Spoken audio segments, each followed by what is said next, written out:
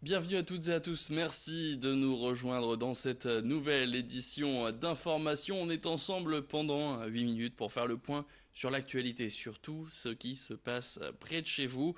Et l'actualité, eh bien, c'est le coup d'envoi de la deuxième édition du festival Ciné-Comédie, un festival de cinéma consacré aux comédies qui va donc être donné ce mercredi.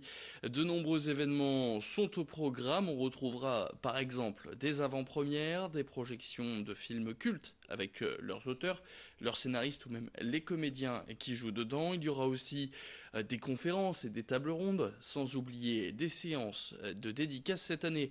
Le parrain, c'est l'acteur Michel Blanc. On fait le point sur tous ces événements. C'est tout de suite avec Idil Gunay. Et parmi les temps forts du festival Ciné-Comédie, la présentation en avant-première du film La vérité si je mens, les débuts, prévus ce mercredi soir à l'UGC Ciné-Cité de Lille en présence de l'équipe du film. Alors, ne vous attendez pas à rencontrer José Garcia, Bruno Solo et toute la clique, car ce nouveau film nous ramène aux origines de La vérité si je mens et on va découvrir la jeunesse de Patrick, Dove, Yvan et Serge dans les années 80. Le film sort en salle le 16 octobre. La Belgique est à l'honneur de ce festival, journée et soirée 100% belge ce jeudi.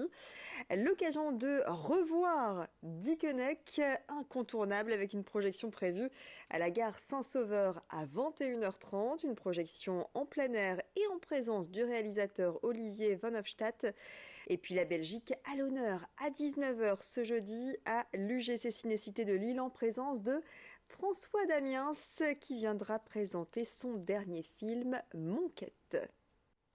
Vendredi, place à la soirée consacrée à Bertrand Blier à l'UGC Cinécité de Lille qui diffusera Buffet froid, sorti en 79, et Calmos en 76. Vendredi toujours, autre style et autre ambiance avec un grand classique à revoir, Les bronzés font du ski de Patrice Lecomte à la salle des fêtes de Fives. Enfin, après Pierre Richard pour la première édition l'année dernière, c'est Michel Blanc qui a été choisi pour être l'invité d'honneur de ce festival Ciné-Comédie. Une soirée spéciale lui est dédiée ce samedi à l'UGC Ciné-Cité de Lille qui diffusera Marche à l'ombre ou encore Viens chez moi, j'habite chez une copine. Michel Blanc participera à la soirée de clôture ce dimanche, toujours à l'UGC Ciné-Cité de Lille, aux côtés de la présidente du jury, Amel Chabi. Tout le programme sur festival-cinécomédie.com. Et à noter que plusieurs concours vont être organisés sur nos pages Facebook Grand Lit TV et Grand Littoral TV pour gagner des places pour les quelques événements proposés par ce festival Ciné-Comédie. Allez, sans transition maintenant, les vêtements pour bébé c'est quelque chose de plutôt cher qui ne sert pas forcément longtemps. Et bien c'est en partant de ce constat que Valentine Brandstadt a lancé ses startups dont le but est de louer ces fameux petits vêtements pour tout petit. Elle travaille désormais à son domicile, mais va s'approvisionner, stocker, laver et envoyer ses vêtements depuis son bureau. Un commerce qui s'inscrit dans une logique de développement durable avec des habits 100% écolos pour des parents qui n'ont pas envie d'acheter des affaires dont l'utilité est éphémère. Alors Valentine Brandstadt, elle peut aussi s'occuper de la livraison de ces vêtements si vous n'êtes pas trop loin de Comines. La présentation de sa start-up, c'est tout de suite. J'achète tous les vêtements chez des marques spécialisées dans le coton bio pour les petits et qui produisent en Europe. Et après, je les propose du coup à la location. Et tout se passe sur un site en ligne où les parents du coup choisissent en fait ce qu'ils souhaitent pour leur bébé. Donc on peut louer de 5 à 25 vêtements par mois, tout en sachant que d'un mois à l'autre, en fait, c'est modulable. Donc on peut très bien en louer 5 au mois de septembre, et si au mois d'octobre, eh bien, on a plus de besoins, ou il nous manque, je sais pas, il nous manque une gigoteuse, ou plus de body pour son bébé, eh bien, on peut passer d'un abonnement de 5 vêtements à 12 vêtements, par exemple, et ça s'adapte, en fait, sur le site tout seul. Et en fait, chaque mois, on peut choisir de garder les vêtements, ou tous les rendre, ou, enfin, voilà, tout changer, c'est vraiment très souple.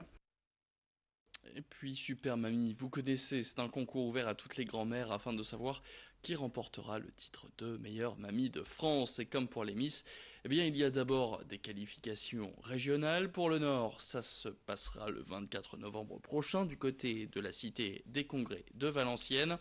Les inscriptions sont d'ores et déjà ouvertes et gratuites, avec pour seule condition d'avoir de 40 à 95 ans. Alors dans ce concours, eh bien, il y a 3 épreuves qui impliquent la famille. D'abord une présentation de la candidate par un de ses enfants.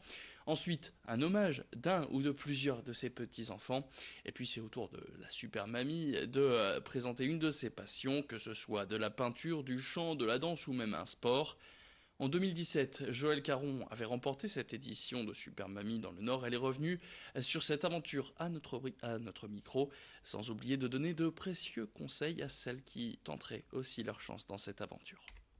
Je conseille à beaucoup de mamies de se présenter, qu'ils ont un enfant et un petit enfant qui se présentent avec eux, et qui les présentent plutôt, voilà.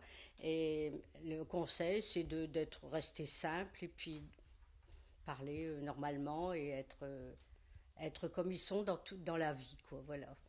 L'élection Super Mamie, c'est vraiment une chose formidable. Je souhaite à tous les mamies de le faire.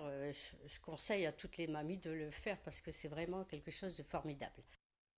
Et puis l'actualité de la région, en bref, c'est ce nouveau rebondissement dans l'affaire de la panthère d'Armentières.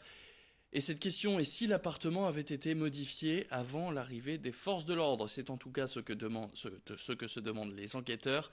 Une personne a été placée en garde à vue pour répondre à ces interrogations, mais a été relâchée depuis. De son côté, le propriétaire supposé de l'animal devait lui être entendu ce mardi après-midi. L'animal qui a été volé au zoo de Maubeuge peu après son arrivée n'a toujours pas été retrouvé, à en croire La Voix du Nord. C'est la fin de cette édition, merci à toutes et à tous de l'avoir suivi. Tout de suite la météo, le retour de l'actu dans le prochain quart d'heure.